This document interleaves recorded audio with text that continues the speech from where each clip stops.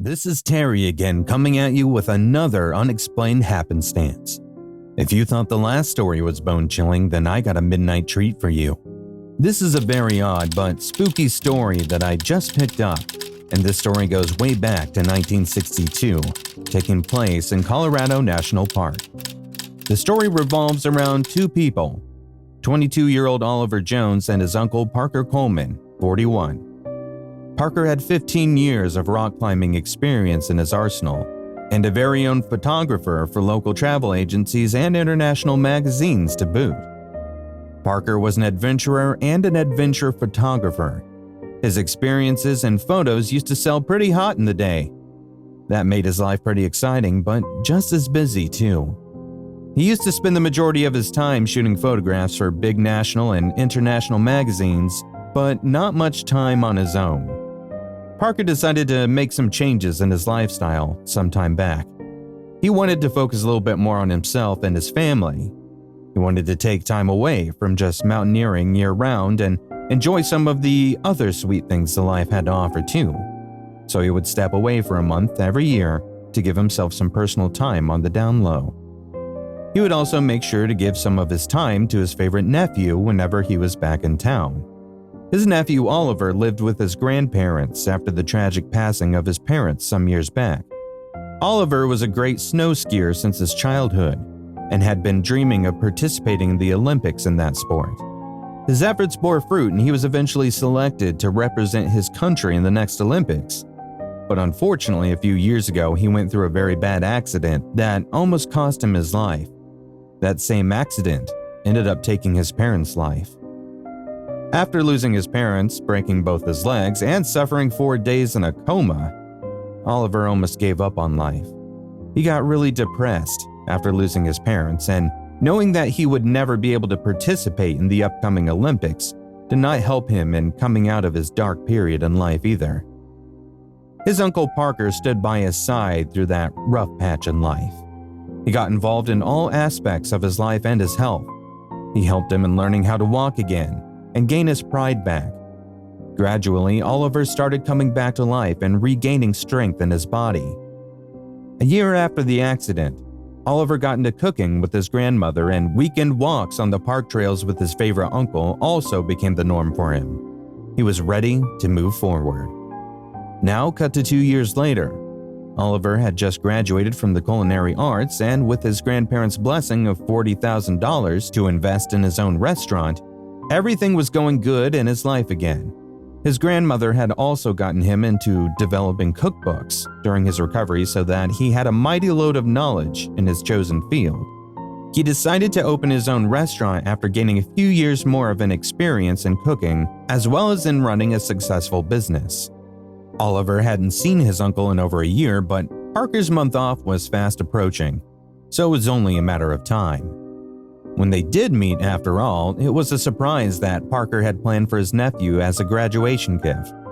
This time around, Parker had decided to spend a week rock climbing and backpacking through the national park during his month in town, and he wanted to spend that week with Oliver. Oliver was ecstatic over the idea and readily agreed. They planned for the week-long trip together, and keeping in mind the terrain of the national park, they planned everything accordingly.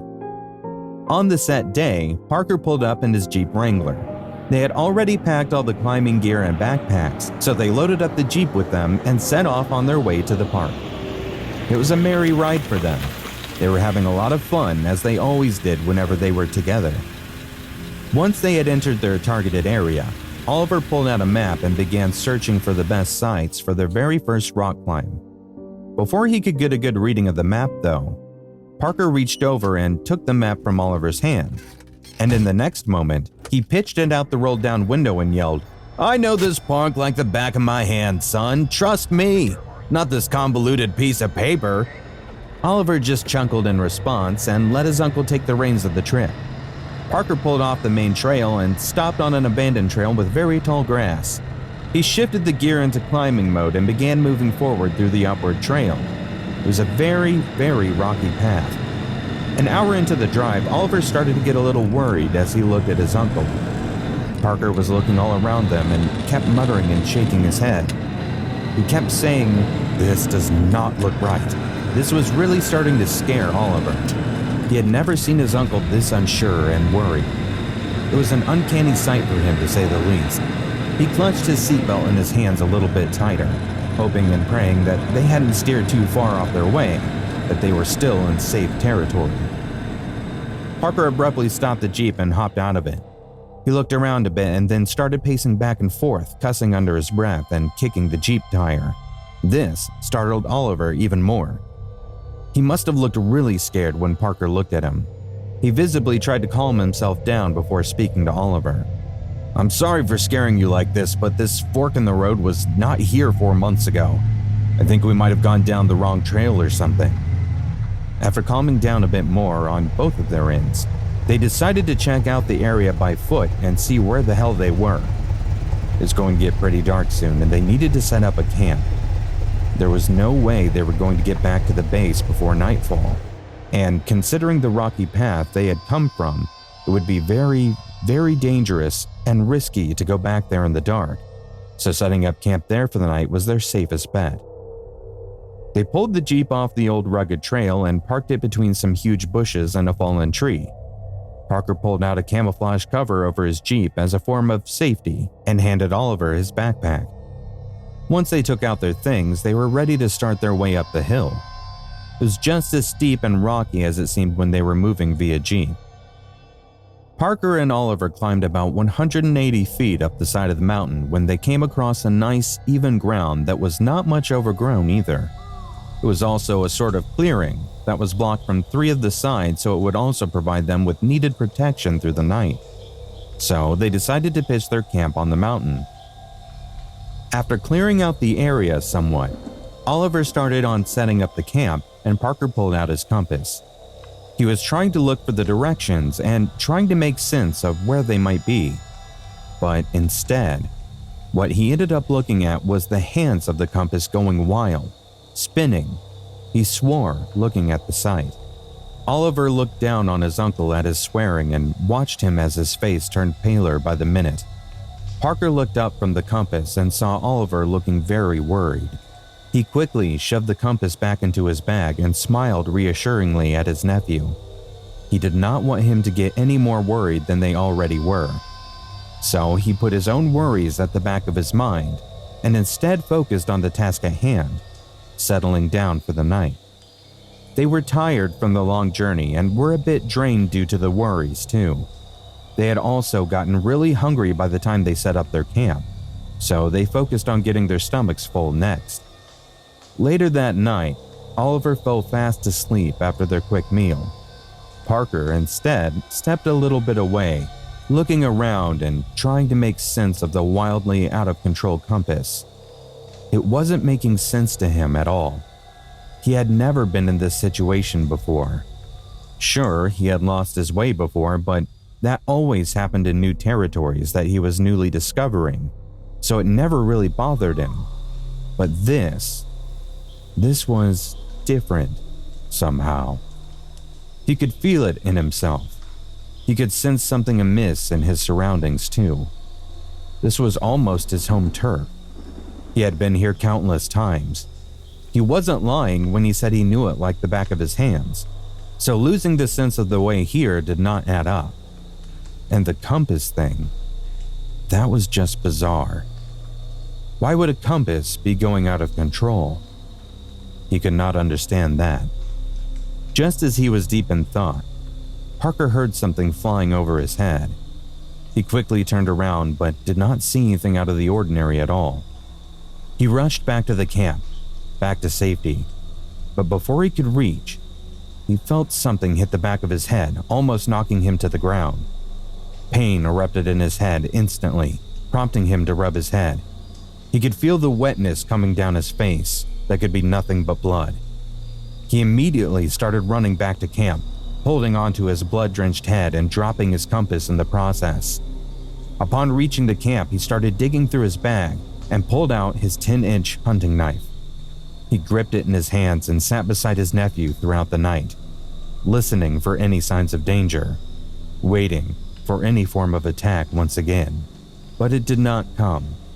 There was no other attack on them during the night. By the time the sun began to rise, Parker was beyond tired. He hadn't slept a wink during the night. Normally, that would not have been a problem. He had gone sleepless for much longer than that. It was the long and tiring yesterday as well as the blood loss he had gone through last night that was now making him almost dizzy. That's why as soon as the sun started rising in the sky, he made quick work of waking Oliver up. As soon as Oliver was up, Parker told him everything he had experienced last night. He did not want him to worry either, but he knew that keeping him in the dark might prove more dangerous for them. He did not want him to stay oblivious to his surroundings and get in more danger than could have been avoided. He suspected that he already had a concussion due to that hit on the head too, so Oliver needed to be ready to face whatever was to come next. By the time Parker was done narrating his experience and his advice to Oliver, he was about a second away from being totally out cold. Oliver let his uncle get some shut-eye in the wee hours of the morning, while he took the duty of watching over him. His uncle had watched over him throughout the night, so he could return the favor for some hours at the very least. He clutched the knife Parker had been holding previously in his hand and sat there on guard. After a while, though, he realized his time would be better used in doing some other useful things too, while he kept an eye on their surroundings. He had also started to get a bit hungry. He got up and decided to make something to eat for himself, and for Parker too. Once he woke up, he would need to replenish his energy. He went on to eating the food after making it. It had been around 4 hours since Parker fell asleep, and just as he was done with the food, Oliver started hearing some distant sounds. They were echoing off the mountain, so it was a bit difficult to tell exactly where they were coming from. He immediately got up and started looking around. The sounds kept coming in short intervals, and they seemed to be getting closer and closer to them. They sounded like howls, but somehow even more eerie, scarier. It was as if the sounds were an amalgamation of animalistic howls and human screeches. It was a very frightening combination, but sensing them come closer was much scarier. Oliver rushed over to Parker, trying to shake him awake. That proved to be really hard, but several tries and some very rough shaking got the deed done eventually. It took a bit too much time to wake him up, but by the time he woke, the howls had gotten awfully close. It did not take much explanation for Parker as to why he was woken so roughly. The panic in Oliver's face and voice, combined with the continuous screams, woke him up fully, and he quickly went on super alert mode. Pain and exhaustion long forgotten, adrenaline kicking in. They both made some quick work of getting ready to bolt from there as well as fight if need be. Parker grabbed the large stick he had seen lying nearby earlier. He hurriedly ripped off his shirt and wrapped it around the end of the stick. He wanted to turn it into a makeshift torch. Fire had always proven to be one of the most efficient ways to keep predators away. He was trying to do the same. He was going to use that makeshift torch to drive whatever creature was coming their way away from the camp.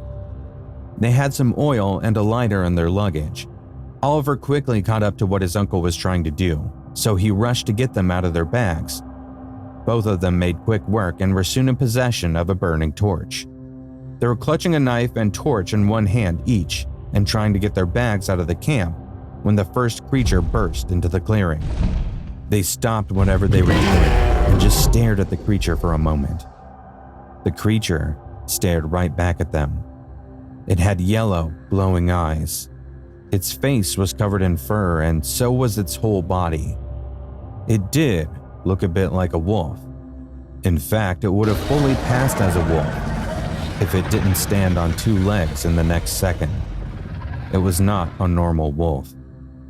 It seemed more like a mixture of a wolf, a man, and even a dog. It was decidedly the most horrifying creature they had ever seen in their whole lives. Soon the creature stopped just staring at them and started growling, and started moving towards them, slowly at first. In the next moment, it was charging at them full speed. It came at them in the blink of an eye and lunged. Oliver shut his eyes and further covered his face with his hands in an effort to protect himself. Parker, however, swung the torch he was holding at the creature with all his adrenaline-filled might. It struck the creature right in its face. The strike was so powerful it made the creature fall on its side a good meter away from them.